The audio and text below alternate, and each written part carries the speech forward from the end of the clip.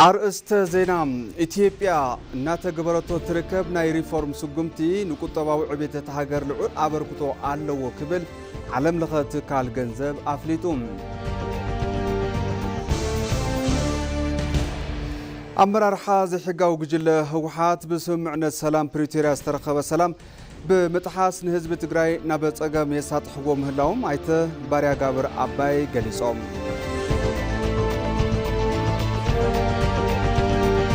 ካብ ዜና ወጻኢ ኣብ ሰሜናዊ አልጄሪያ ሓያል ባርዕ ሰደድ ተኸሲቱ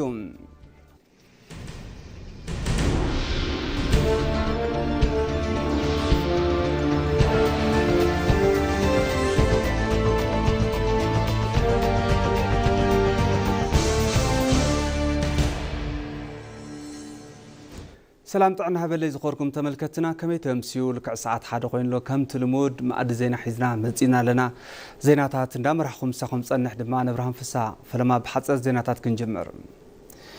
إثيوبيا ناتجبرتو تركب ناي ريفورم سجمتي نقطواوي عبية تهاجر لعل أبركتو على وكبل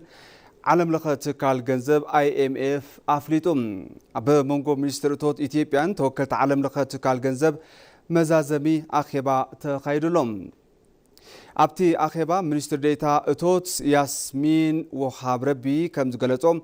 إثيوبيا أجنداتات ريفورم نمغصالن حفشاو عبيت قطبا نمتنقارن زعلمك أند تقبرات تفتصم الليلن توم سرحة ريفورم زلاقي لمعات نمرقاتن أفزازما تهاجر أبستفرالي زفرات ممحاشن لعل قدا كم زلوهم بمحبار زيدما بتنكر أمرارحان حاجزن قدامي منستر أبي حمد ناتتكبره كم زركبين أبرهن زلوم أب علم لخ تكال جنزب IMF مكتل حلافيت كفلي محدرة أتوت ريبكا سباركمان بوغنن إثيوبيا تكايدو زلا سرحة ريفورم دحر من عد IMF نسعرتات لوت إثيوبيا مدقاف زلقو قراتنت أرقاقيس أنتبل حبريتات منستر أرديوم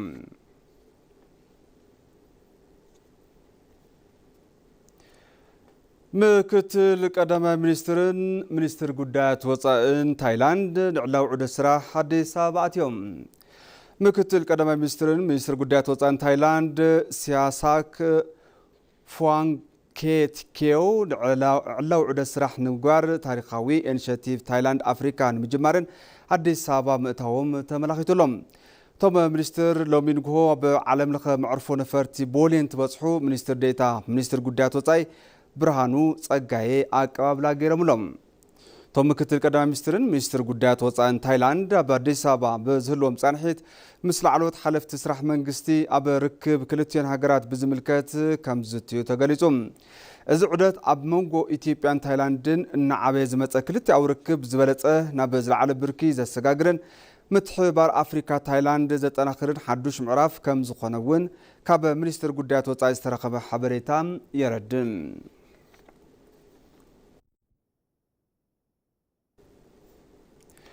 ዋንነት በሪ ባሕሪ ኢትዮጵያ ዞባዊ ምትሕባርን ሓበራዊ ብልጽግናን ንምርግጋጽ ዝዓለመ ፍትሓውን ሕቶልውናን ከም ዝኾነም ምክትል ኣካቢ ቋሚ ኮሚቴ ጉዳያት ርክብ ወፃኢን ሰላምን ቤት ምክሪ ወከልቲ ህዝቢ ፈትሒ ማህዲ ገሊጾም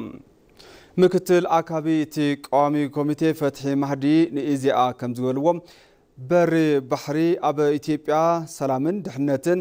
ዕቤት ኢኮኖሚ ዞባውን ዓለምለኻውን ምትሕባር ንግዲ ንምርግጋጽ ሩኡይ እጃም ዝወሃቦ ጉዳይ ህልውና እዩ ስትራቴጂክ ሕቶ ዋንነት በሪ ባሕሪ ኣብ ምትሕባር መሰረት ዝገበረ ዞባዊ ሰላም ብምሕላው ሓበራዊ ዕቤትን ብልጽግናን ዘቀላጥፍ ንግዲ ወፃኢን ኣታውን ንምስላጥ ዝዓለመ ከም ዝኾነ እውን ተዛሪቦም بمسارات مصنعات حبرات منجستات ودب ألبو حجرات بر بحري تتكمتي مزخون حجرات انترنتاتر 25 ميتا حفشة أفلالاي فريات وشت حجر كم زجات من حبيرهم زيد ما بسرعة نقدي علم تودا دراينت نقد وصائن أتاون بمدقام أب إندستري إنفستمنتن تربحنا زجاتن لعل صلوا النحضر كم زركب يوم أرد يوم زلهم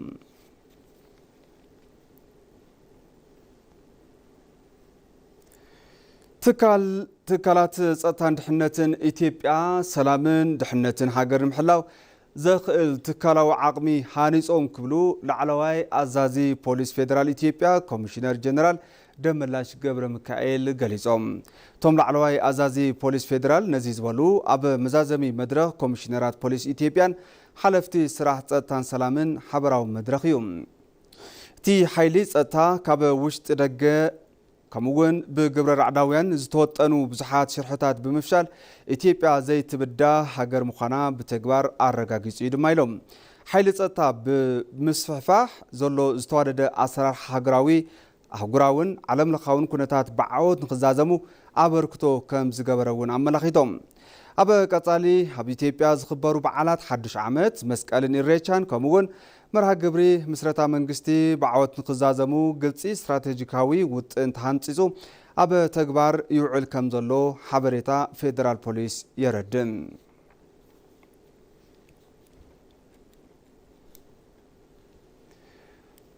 መርሃ ግብሪ ሓምለዋይ ኣሰር ኢትዮጵያ ካብ ብኽለት ነፃ ዝኾነ ከባቢ ንምፍጣር ኣስተዋጽኦ ይገብር ምህላው ዋና ፈጻሚ ስራሕ ቢሮ ተወከልቲ ግሎባል ፈንድ ኣፍሪካ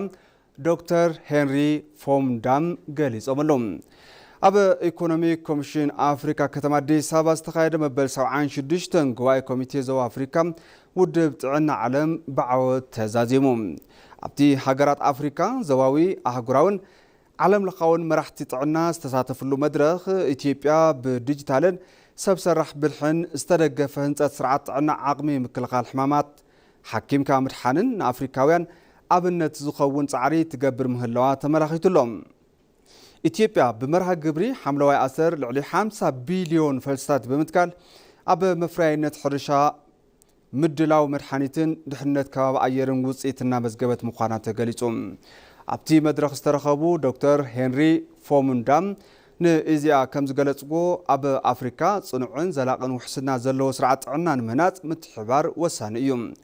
ፍልጠት ኣፍሪካውያን ተፈጥራዊ ጸጋን እኹል ሓይሊ ሰብን ስርዓት ምሕደራ ፋይናንስ ብምዝማን ናይ ባዕሎም ጠንካራ ትካላት ጥዕና ንምፍጣር ከም ዘኽእሎም እውን ገሊጾም ኣፍሪካውያን ስርዓት ጥዕናኦም ብናይ ባዕሎም ዓቕሚ ንምህናጽ ምስ መዳርግቲ ኣካላት ዝህልዎም ምትሕባር ኣብ ማዕርነት ዝተመስረተ እምበር ናይ ውሃብን ተቐባልን ጥራሕ ክፈቕዱ ከም ዘይግባእ ኣገንዚቦም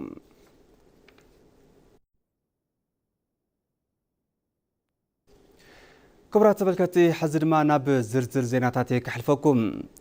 ቀዳማይ ሚኒስትር አብይ አሕመድ ኣብ ዝተፈላለዩ እዋናት ዝገበርዎ መደረታት ብመልክዕ መጽሓፍ ምስናዶም እዋናዊ ኩነታትን ሓሳባትን ከይዲ ህንፀት ሃገር ንቐጻሊ ወለዶ ንምሕላፍ ዝሕግዝ ምዃኑ ተገሊጹ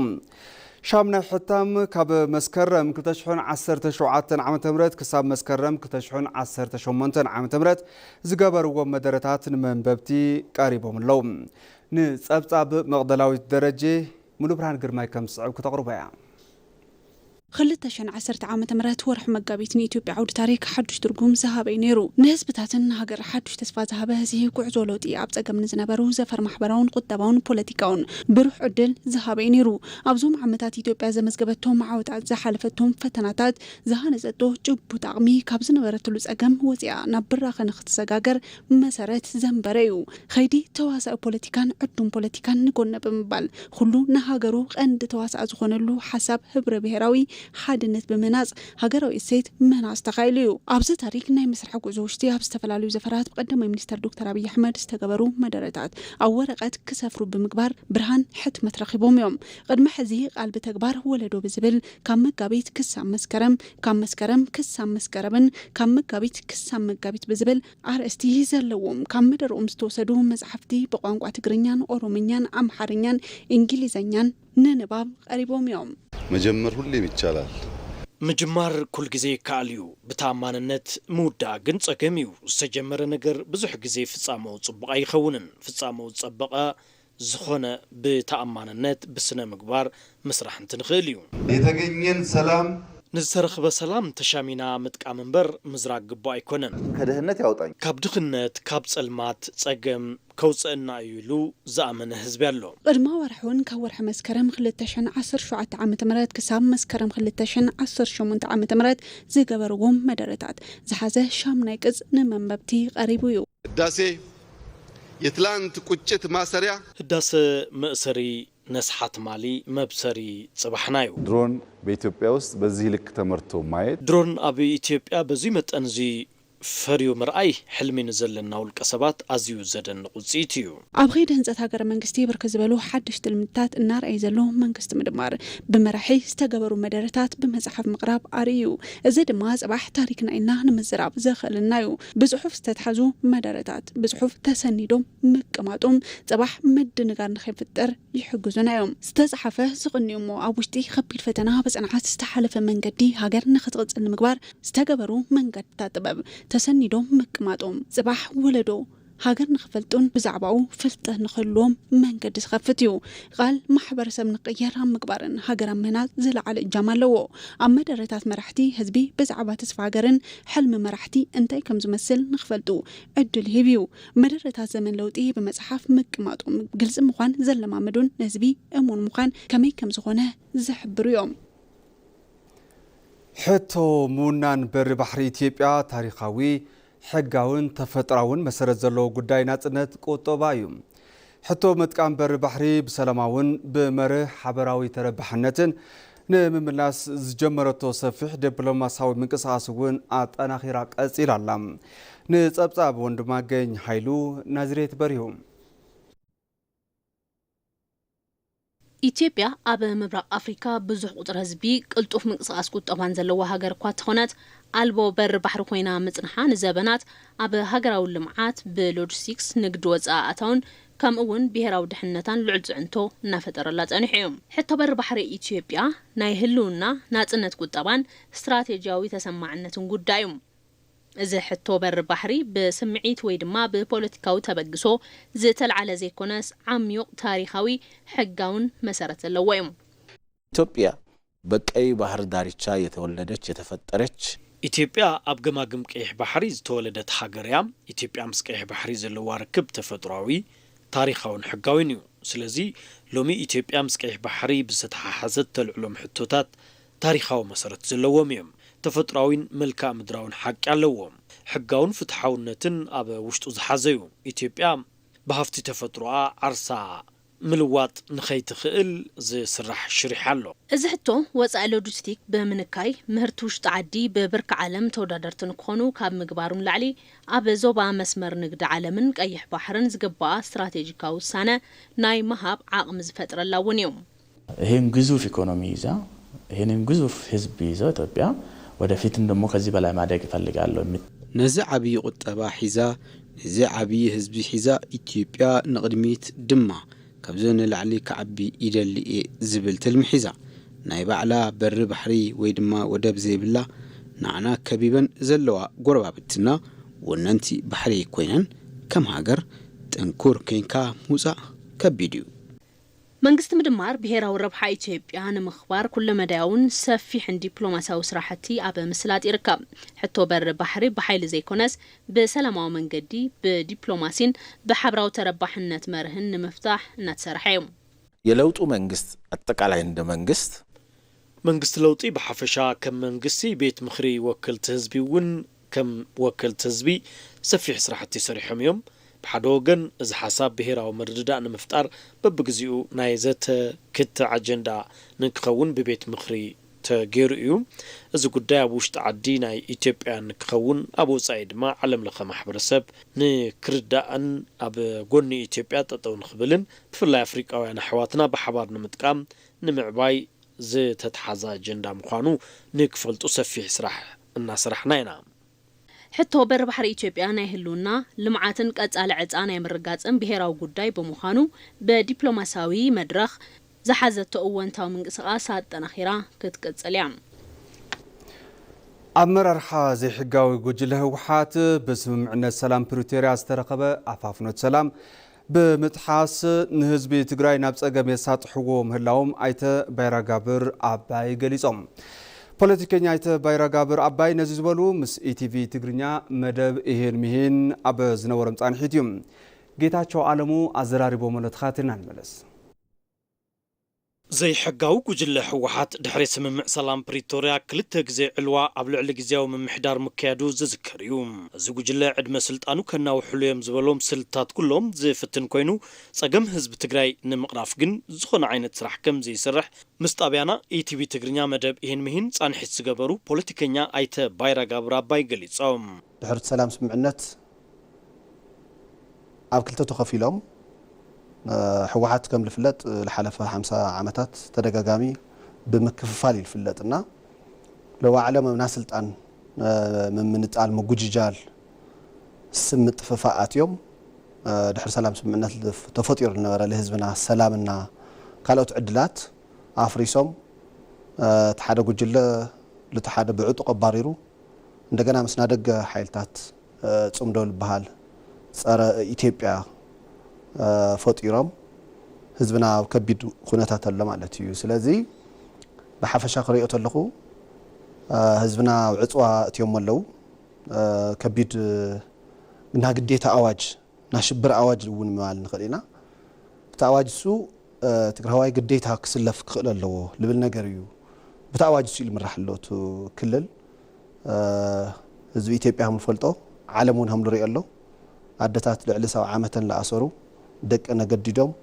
لما سلطنياتات يوسد له مالتي مرحتي زي حقاو قجل حوحات ባህልን ጸጋታትን ህዝብ ትግራይ ዘይፈልጡ ምዃኖም እቶም ፖለቲከኛ አረዲኦም ብህፃኖም በረኻ ለወፁ ሰባት እዮም ምስና ቤተሰቦም ፍቅራ ይፈልጡ ኣብቲ ህዝብ ውሽጡ እውን ይዓዊ 13 ዓመቶም ግዛኦም በረኻ ወፅዮም ኮ ድሕሪኡ 17 ዓመት ወስቆለ 30 ዓመቶም 4 ኪሎ ማትዮም ናቱ ህዝብ ትግራይ ስነልቦና ባህሊ ታሪኽ ኣይقبሉ የውሎም ይውን ማለት ለው ይኸዘደታት ላአወያ ለይሰምዑውን ማለት ስለዚህ በብዙሕ መንገድ እዩ በቃ ትሪኦ ተለኻ ሕዋሕት ብዙሕ መልክዕ ለሎ ሓይል እንዲዩ ቲና ምርሻን ባህሉ ቲና ኹናት ባህሉ ኣብ ደምና መንባር ጽምቲ ደም ግዛዕምዳዕት ይሉል መዝሙሩ ከምኡ ባንዴሩ ኩሉ ነገሩ ማለት እና خذت ህዝብ ትግራይ ምስነቕሕ በተለይ መንእሰይ ትግራይ ምስነቕሕ ዋ ኹናተይ እንደሊ ኩሎም ተሎ لمنتاي القومنا اللي لهم يوم القرم اللي وساتهم زي حقاو قجل حوحات نهزب تግራይ ናብ ዝገደደ ጸገምን ጽቃይን ዘእቱ አዋጃው ጽዩ ናብ ተግባር አትዩ ከም ዘሎም ፖለቲከኛ አይተ ባይራጋ ብር ይገልጹ ኩሉ ትግራዋይ ተተጸውዑ አቤትና መማል ግዴታ ጥራሕ ይልሎ ኢልብል ተአዋጅ ግዴታስ ተተጸውዑ ካስ ክትበጽን ይካይል ተተሪፍካ ትቅጽዕ ልብል ቅርሽ ዝርዝርኒዮ ምቋሙ ነይ ካሊል ተአዋጅ ማለት ናብሄራው ህልውና ሓደጋለና ኢልብልቲ ብስርቱ ጠቅላላት ሰነዱ مقامي كالي تتقايم كخند زي قرش تقطيع خالا مسلطنيا تأتيبل تأبي خند جنا تأثير كا عند جنا لا مسلطنيا تأتيبل بقى قديتا أيو تاي مالت يزي حدا كنا يوم لا أمني لك خالا تبهير مالت تجراي بقى حزب تجراي مالت هو واحد يوم يوم الحاسو مالتي نحن لولنا إزاز قال له يوم لا أمنه مالتي إننا فلا لي خمر عيل جبنا نحن الناس صم تاينا يكون الجبوم بي እትልገሩ ወለው ሶም በመንገዶም ትክክልዩ ጉጅለ ሕወሓት ዘይ ሕጋውያን ተግባራት እንዳፈጸመውን ንባዕሉ ከም ሕጋው መንግስት ገይሩ ዝቆጽር ምዃኑ እቶም ፖለቲከኛም አረዲኦም መፈንቅለ መንግስት ይገሩ ተመሊሶም እንደገና ከም መንግስት ክንቃሳቀሱ ይሞክሩ ማለት ስለዚህ አኩለካ ደለ ሙስሊካ ኢትዮጵያና ኢትዮጵያ መንግስትና ኢትዮጵያ ህዝብና ኢትዮጵያ ታሪክና ኢትዮጵያ ማንነት ክንቀበል ክንከለለና ማንነት ናውን ስለልኾነ ማለት ማንነት ካ መጫወትማ ከንቱ መስዋዕት እዩ ሉዚና ላይ ተክክል ፈንጅራ ጊጽና በቃ ዝሁሉ ከንቱ ማለት ህዝብ ስቃይ ውሽጥና ማለትና ንሽተን ካውዚ ጠቅሊሉ ኸወጽ ከለለዎ ኣብ መከላከያ ሃገር ምትማን ክፈጥር ከለለዎ ኣብ ኢትዮጵያ ታሪክ ምትማን ክፈጥረለዎ ና ኢትዮጵያ ታሪክ ለህዝብ ትግራይ ጸላኢ ኮይኑ ይፈልጢ ኮንው ይክእል ናውዓሉ ታሪክ ለዩ ስለዚህ ሰሜነት ከም ጸላኢ ጌርካ ክውቃዕተሎ ህዝብ ትግራይ ሻዓይቱ ከላኸል ነይሩ መንእሰይ ትግራይ በተለይ መንእሰይ ማለት ስለዚህ ጸላኢው ህዝብ ትግራይ ህዝብ ትግራይ ጸላኢ ብቸኛ ማለት እዩ ታሪኻዊ መሰረታዊ ተፈጥራዊ ጸላኢየ ሕወሓት ጥራሕ ይክብል ነው ሓንቲ ዚኣታ መሰረታዊ ነገር ካለይቲ ኢትዮጵያውነት ተቀበል ክኸል እዚ እንዳላይ ተቀቢሎ ክድሕን ኢለ ያምኒ ሕወሓት ክሳዕር ኢለ ወን ያምኒ ማለት እዩ መንእሰይ ትግራይ ባህሉ ክብሩን መንነቱን ብምኽባር አንጻርቲ ዘይ ሕጋው ጉጅለ ክቃለስ ከም ዘለዎ ፖለቲከኛ ባይራጋ ብራባይ ምዕዶም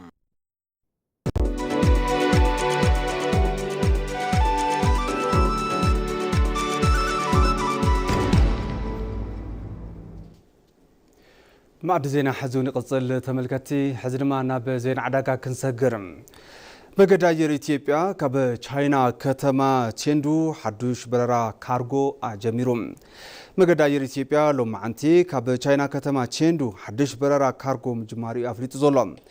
እቲ ዝተጀመረ በረራ ካርጎ አመንጎ ደቡብ ምዕራብ ቻይናን አፍሪካን ሐዱሽ መስመር ትራንስፖርት ካርጎ ዝኸፍት ምዃኑ ድማ ተገሊጹሎም ካብዚ ብተወሳኺ አገልግሎት አመንጎ ምዕራብ ቻይናን አፍሪካን ዘሎ ምትእስሳር ንግድን ቁጠባን ዘጠናኽርን ዝደግፍን ምዃኑ መንገዲ አየር ኢትዮጵያ አመላኺቱ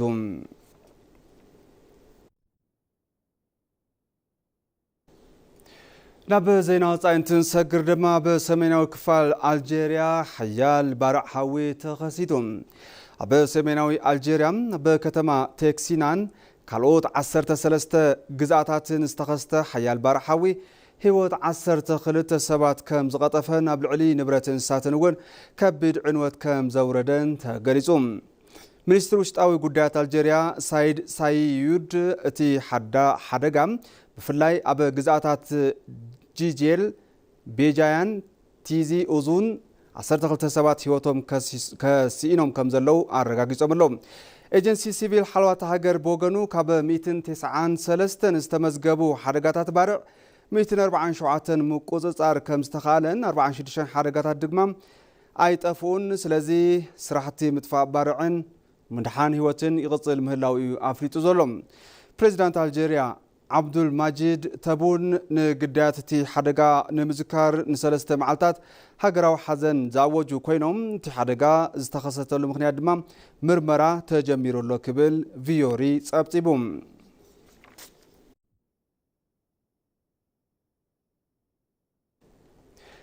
ተመልከቲ ማድ ዜና ቅድሚ ምዛምና ቀንዲ ዜናታት ዝዕለት ከዘኻኽረኩም ኢትዮጵያ እናተገበረቶ ትርከብ ናይ ሪፎርም ስጉምቲ ንቁጠባዊ ዕብየት ሃገር ልዑል ኣበርክቶ ኣለዎ ክብል ዓለም ለኸ ትካል ገንዘብ ኣፍሊጡ